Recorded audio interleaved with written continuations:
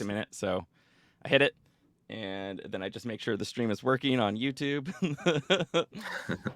Sounds good. Hello, everyone. Let me wait a minute, see if the stream is coming up. As always, it's great if someone wants to type in the chat that they can hear us and see us. That's always reassuring. I can see us on the stream now, though. We'll wait just a minute to get going. So anyone watching, also type in the chat. It's always really fun to kind of hear where people are watching from and potentially why you're interested in hearing about machine learning in production. So if anyone wants to type in the chat, either in YouTube or LinkedIn Live, let us know where you're watching from. I'm in Seattle myself, and it's kind of smoky over here, so I'm really excited for tomorrow. It's supposed to rain.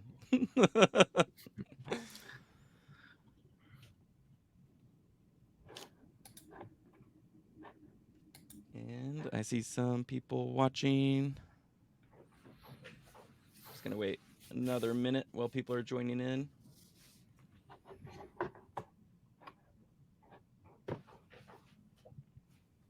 All right, let's go ahead and I'll just do some introductions. I see someone commented they're watching in Seattle. Hello, Ross. Thanks for tuning in. All right, so I'll just do a quick introduction of this live stream. My name is Sage Elliott. I'll be the host for today's Robust and Responsible AI event. We're a community of AI and machine learning practitioners, researchers, designers, and much more. Basically, anyone working in the AI ML field. We're just kind of a community that come together, and we have a Slack channel. We've been doing a lot of virtual events, and hopefully we'll do some in-person events as the maybe next year. You can think of this event kind of as a live podcast, so I'll be interviewing guests starting with a specific topic, and we should have some time maybe for questions at the end. I always encourage you to post in the chat throughout the conversation, though, and connect with each other. Again, if you're watching on YouTube, there's a Slack link in the description, and it's a cool place to stay connected. You can also introduce yourself there. But yeah, feel free to introduce yourself in the chat. It's always cool to see who's watching, as well as if you're tuning in, it's kind of cool to see who else is watching with you. And if you'd like to come in for an event and if you have a story to tell, let me know in the Slack channel or on LinkedIn if you want to come on and be a guest. And today we have our guest, Chaoyu. They're going to talk about machine learning in production.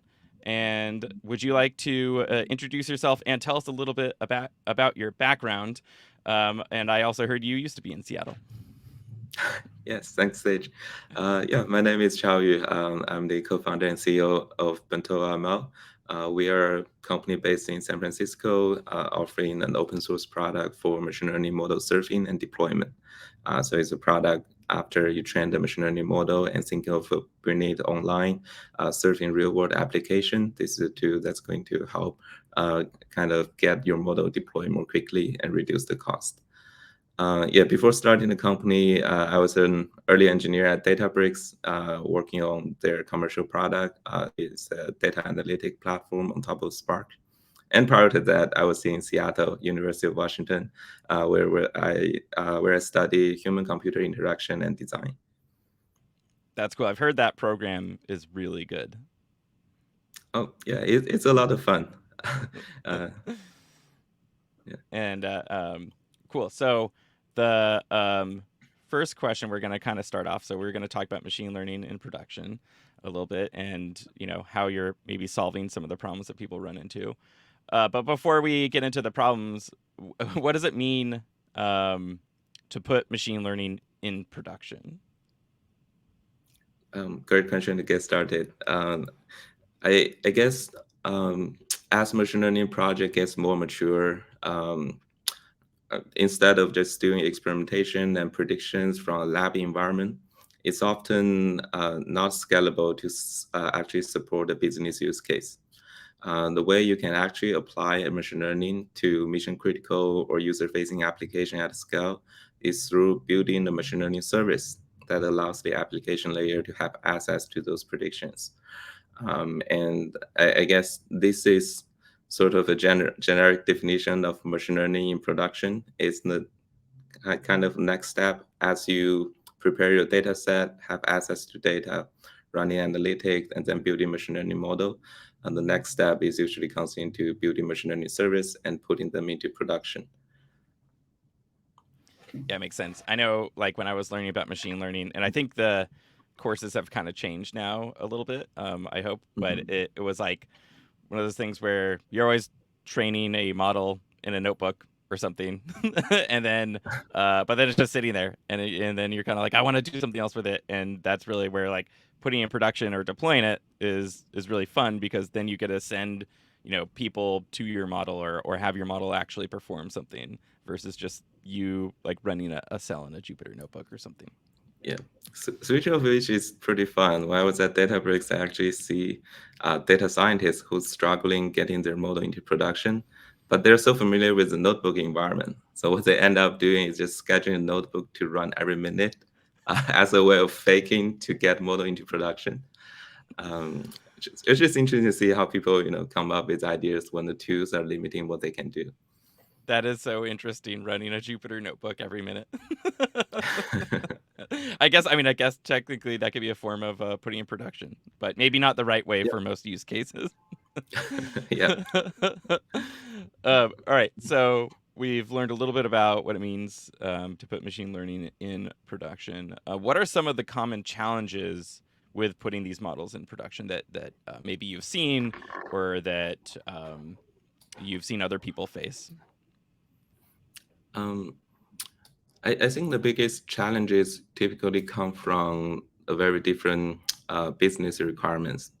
Since now your machine learning model are directly talking to mission critical services, applications, any kind of downtime or service outage, or accidentally deploying a wrong model, those mistakes can be pricey.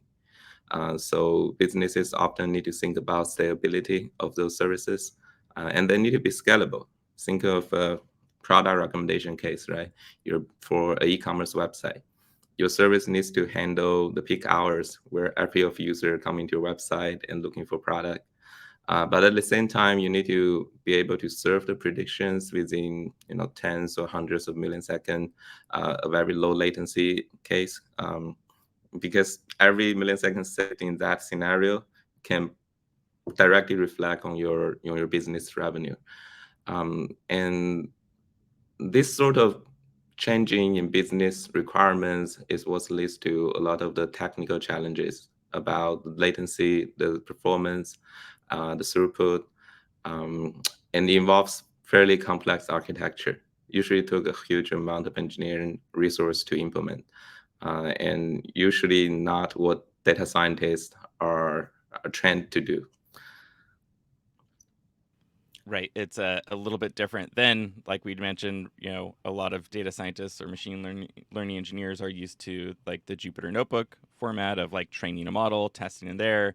And then it's it's way different to, I guess, put your model potentially on a cloud service and then, make sure it's running reliably and scaling to the need. There's like a lot that goes in.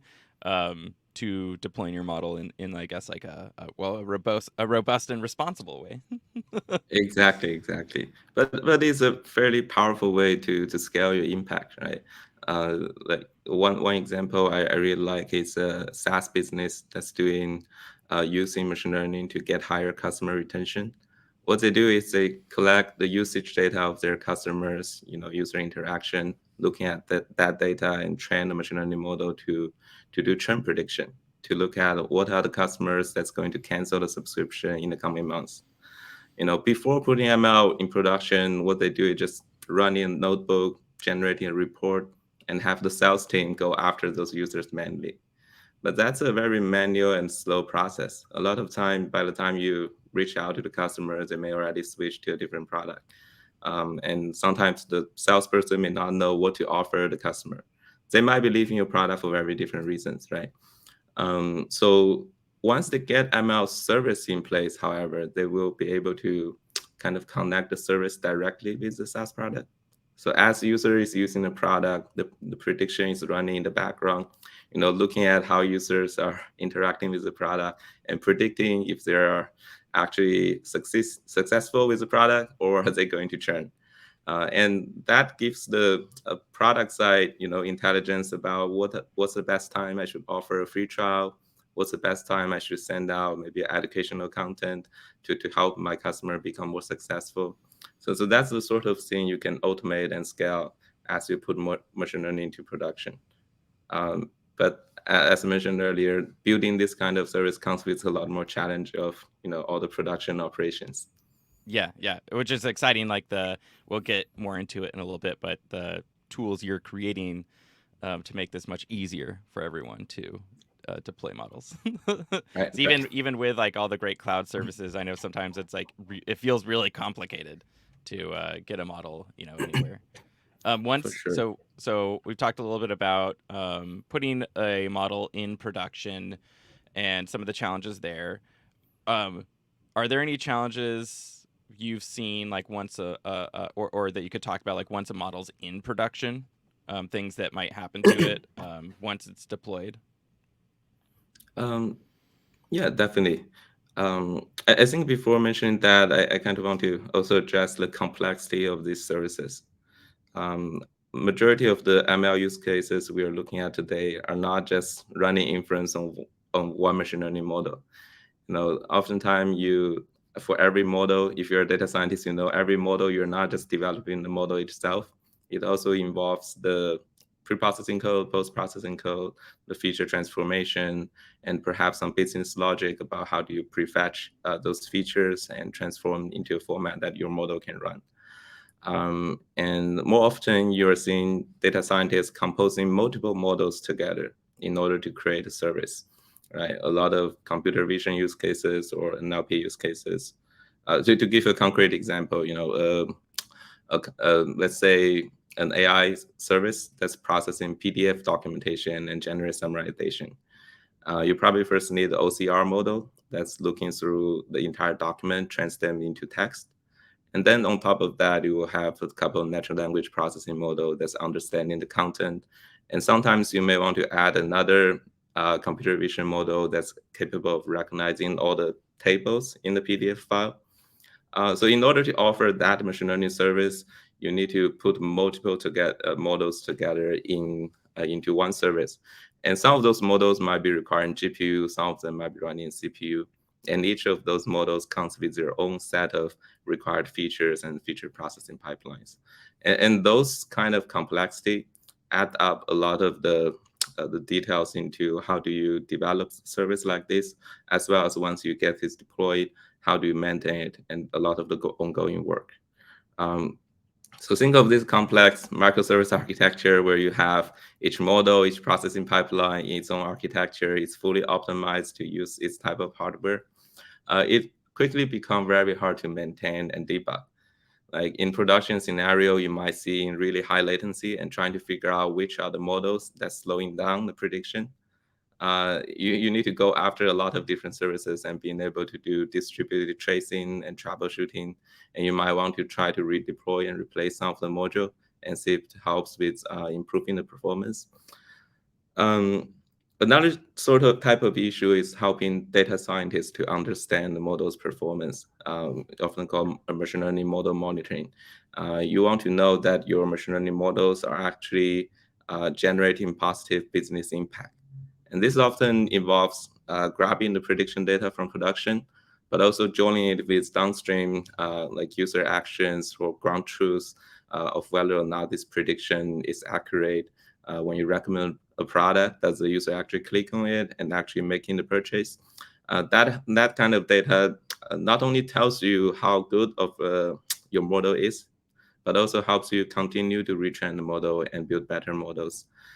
That's also a very big challenge for ML in production. I think it oftentimes also a very common issue is retraining and redeploying models. More and more ML team realize machine learning model has an expiration date. It can go stale fairly easily as the world around us changing. So um, how do you not only retrain the model, have a pipeline to retrain the model, but also a more complete CI/CD pipeline that retrains the model, build the entire end-to-end prediction service, and validate it with a test data set. Sometimes for more mission critical use cases, user may also want to run some sort of online experimentation before deploying the entire ML service. That will involve something like A/B testing or shadow deployment, where you kind of run the machine learning model or the entire service with production traffic, helping you to get a sense if my ML service is completely breaking my production usage, or it's as good as the old one, if not better.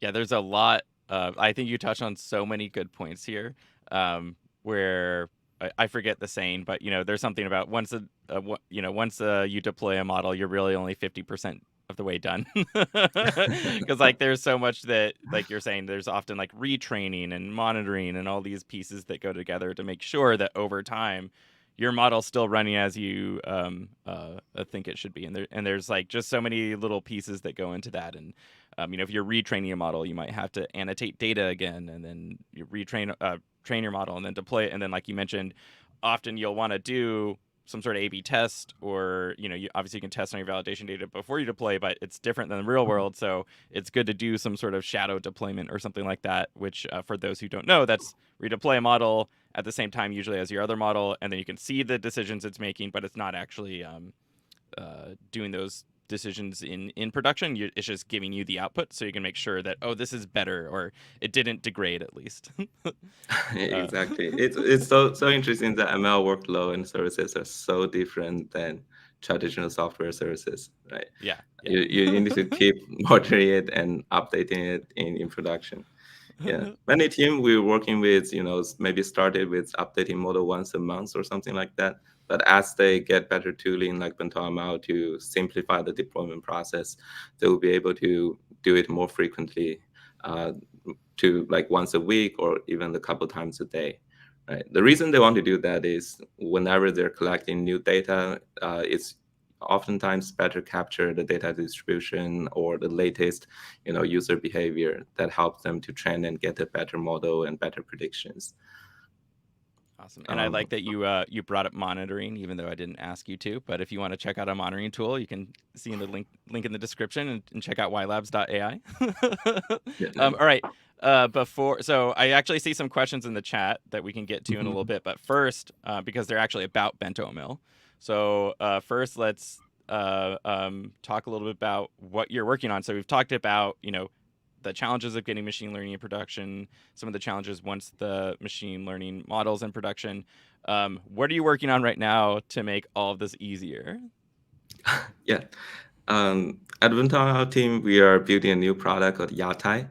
So the analogy is that BentoML help you to put your machine learning model, your code configuration, everything about reproducing this ML service into one standardized format. And then you can deploy this format to batch inference, online inference, and a bunch of different cloud platforms. And on top of this BentoML format, Yatai, which means the food cart, where you'll be serving bentos. It's a project that's focused on scaling BentoML's deployment on Kubernetes.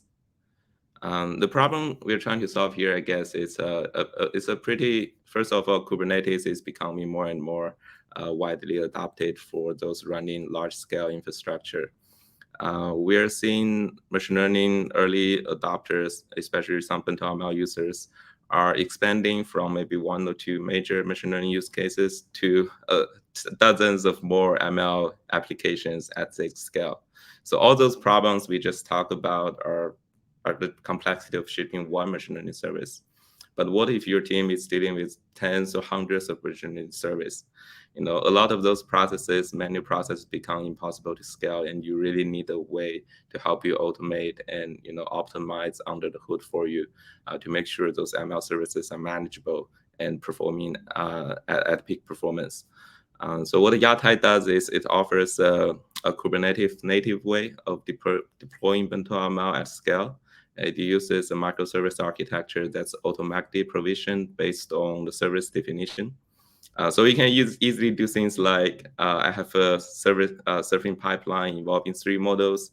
One of the model I need to schedule on a GPU node. One of the other the other steps I will be scheduling on a CPU node, and each of them can have a different scaling factor. You can have different range of replicas available for them, and they will be automatically scale up and down based on the actual traffic that's going into each step. Yatai is also cloud native. in a way that any Kubernetes experts or DevOps person can easily use our we call it CRD, customer resource definition, which is a common way of declaring resources in Kubernetes cluster, and integrate that into a larger workflow. Let's say you're deploying machine learning service together with other backend services or web servers that your company need into one kind of manifest that's describing all the infrastructure at your organization.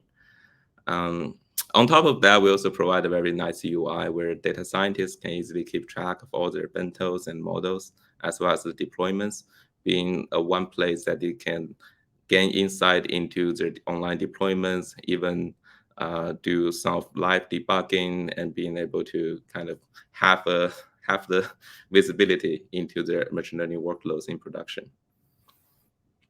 That's awesome. And it sounds like it does a lot to make it easier for everyone to deploy models. Yeah. I also really like the names and the naming convention around the products. Thank you. So I already have some questions from the audience about Bento. Maybe we can go into that next, since you kind of introduced the product, what it's about, and you can obviously tell us more about it. But one question from an audience member, they say they're curious about what design principles they should keep in mind when using BentoML. What design principles should keep in mind when using BentoML?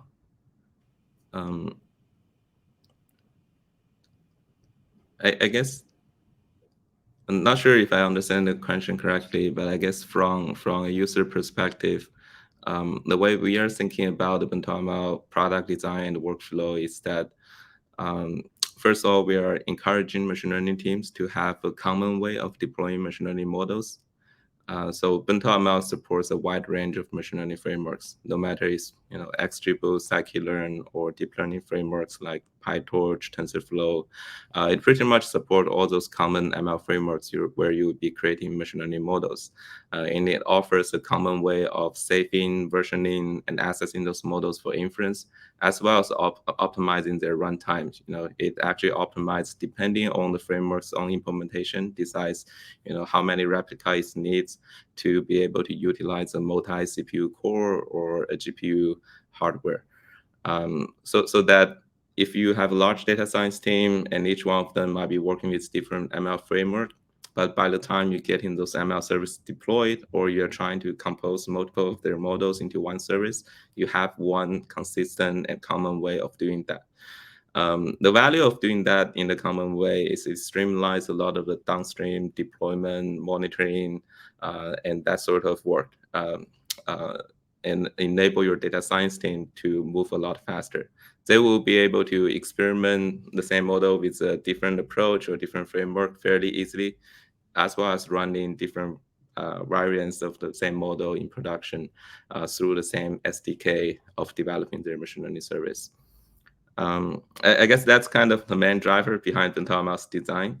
We are encouraging more data science team to be able to code end-to-end of their production machine learning service, and minimizing the kind of dependency on engineering team coming in to help them optimize the model inference, optimize the infrastructure. Think of it way as we help automate that process where typically you require multiple ML engineer months to help you do for each of your use case. I guess another example of that automation here is adaptive batching optimization. When your machine learning model is running in production and serving production traffic, you're often receiving one request at a time. A naive approach is just run those requests kind of one by one, which is essentially a for loop under the hood. It's not optimized for utilizing all the hardware resource. But a very simple optimization is to group those requests in real time and put them through the model at the same time. Think of putting one image through a model to do image recognition, maybe let's say take 1 second. Putting 10 images through it probably just take 1.2 seconds. So it's not growing linearly as a number of input. This is because ML framework under the hood can make you take advantage of the vectorization of the CPU hardware, as well as other kind of parallelization, multiple CPU core that's contributing to this scaling factor. So one challenge of using this technique in production is you need to figure out an optimal batch size for each of your model. Because if all your requests come in needs to wait a little bit time to get a small group, that means all the latency will become higher. Whereas BentoML optimizes this problem completely out of the box in the background. It does it by looking at the incoming traffic data. How long does it actually take to run this inference and how many requests it's receiving, and use that to dynamically determine how long it should wait, how big is the batch size, so that data scientists don't need to figuring out and fine tune those parameters for each of their deployment targets. That's really cool. And I hope that answers the question. I think it probably does. There's a lot of flexibility and a lot of really cool stuff that BentoML handles for you. One other question is, how hard would it be to convert a model created for research into using BentoML for production? So I think you've talked a little bit about how to use it. Maybe go through a use case again about, like, let's say you had a model in a Jupyter notebook. This person's doing research, and then now they want to get it in production. What would it look like using BentoML for that? Yeah, that's a great question. So the first step to get started with BentoML is you can use BentoML's API. It's a Python package that you can install and use the library to save the model to hard drive. BentoML automatically versions it, and it determines the best way to serialize the model based on the machine learning framework you used. And since you're doing research, if you're using something like PyTorch, TensorFlow, they're a very standard way in the BentoML package that allows you to save the model, and it's designed specifically for each of those ML framework. BentoML also offers a very flexible kind of lower level API that you can integrate with your own ML framework. Let's say you're doing research and you are pushing the limit of what PyTorch can do. You have your own version of that. You can also easily create a custom framework that's utilizing BentoML's functionality and use it to version your models that way. And once you save the model in the BentoML format, BentoML offers an abstraction called runner. Runner basically defines how do you run inference on the model. So a lot of the stuff we talked about earlier, like how do you scale this model differently depending on the hardware, how do you scale it on Kubernetes, as well as how do you do adaptive batching, or depends on the runner's definition and runner's abstraction. So that's also something user can customize. For example, you may want to put some additional logic into the runner. You can completely customize it with Python code. Speaking of which, BentoML really takes a Python-first approach, which makes it really easy to integrate with majority of the tooling in the ML ecosystem. We do realize Python is not ideal in a lot of cases for production use, but by bringing the Python-first approach, it allows data scientists to quickly get their work into production environment. And by optimizing a lot of aspects for scaling them, we can easily work around some of the key issues in Python, such as scale, which limit how many CPU core your code can utilize.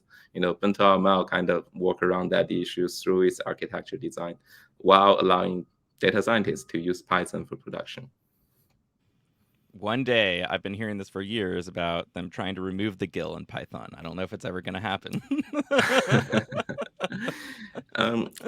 Yeah, there are multiple efforts around solving that problem. It's going to be hard and a lot of incompatibility. But I guess through project like Ray, you can already use Python on distributed setting for training, and use framework like BentoML. You can work around the issue in production serving setting. I guess it's just the world we live in, where Python becomes so dominant in the ML space. But we need to get Python into a more of a production environment quicker. Yeah, the Python ecosystem is just so incredible. Like, you can't get away from it right now if you're doing ML. Yeah. All right, so I do just want to ask the audience if there's any other questions, to put them in the chat right now. But I have one last question for you. Well, maybe they're typing that out because we're pretty close on our time. If you still have a few minutes. I think I booked time till 10:30, so do you have a little bit Yeah, of yeah, time left? All yeah, right. definitely.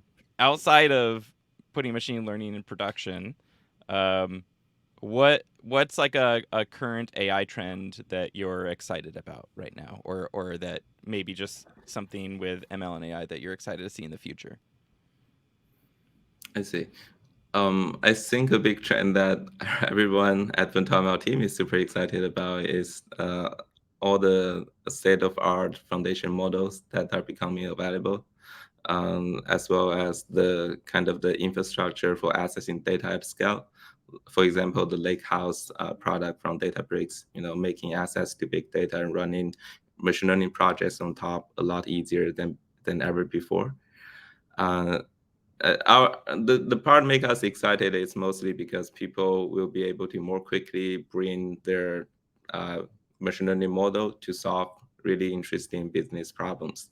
Now the burden comes to the ML ops infrastructure. Products like BentoML, YLab, helping machine learning team to actually apply those machine learning model into their business use cases at scale.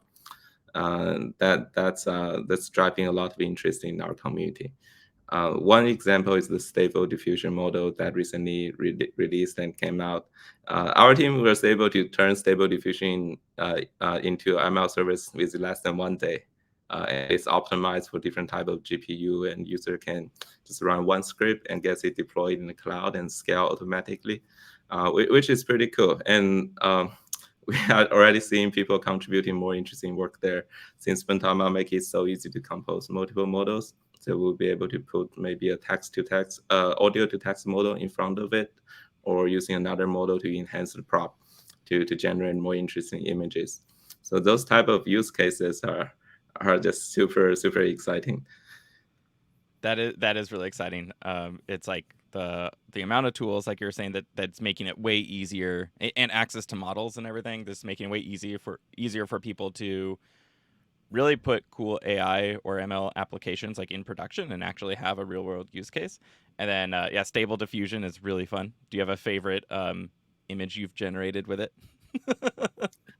Oh, I do. I don't know if I can share, but one image I really like is one of our team member put kind of a bento box. He took the picture of a bento box and said turn it into cat, and they actually drew a box of 3 cat in a small box of a bento box. Oh, it's just pretty amazing. That is awesome. Yeah, if anyone hasn't played around with like a stable diffusion or a Dolly type generative model, I definitely recommend it. It's really fun, and it's fun to put in prompts like that. Something you Mhm. wouldn't see in the real world, and see how it creates it, which is really fun. Mhm. Yeah. Cool. So I don't see any other questions from the chat. Thank you everyone for tuning in and asking those really great questions about BentoML. And thank you so much for coming on and spending some time with us and talking about the challenges of machine learning in production and sharing about BentoML. I know I'm really excited to start using it more. And yeah, you can expect for anyone watching some other content probably using BentoML in the future. Awesome. Thank you so much for having me, Sage. Well, we're going to go ahead and end the live stream. So again, thank you for tuning in, everyone. If you're watching on YouTube, links to everything that we probably talked about, or at least about BentoML, is in the description below. So if you want to check it out, I also shared it in the chat, and you can check it out at github.com/BentoML, I believe. So thank Yep. you again, everyone, and we're going to go ahead and end the stream. And